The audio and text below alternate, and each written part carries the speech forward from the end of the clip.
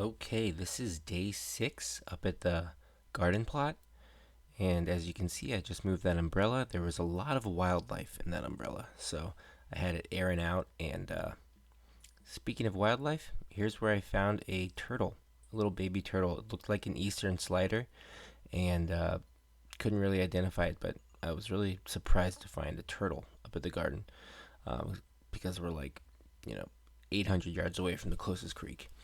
Um, But as you can see, there's that one area right there with all of the plants that I'm kind of letting the wildlife have. I'm not going to clear it out. I don't feel I need to clear out the entire garden plot. I'm going to save some of it for the little snakes, the skinks, and I guess now the turtles. So that makes 4 species of reptiles that we found in the garden now. So that's pretty cool.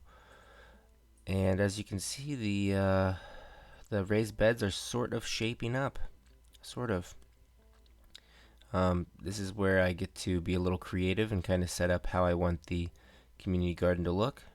Um, Community garden plot, not the whole garden. But it is a really cool garden. I'll take you all on a tour of it one day because it is a super. It's all the other plots are so nice. They do such a great job of organizing them and setting them up, and I'm stealing a lot of their ideas because I'm not that creative.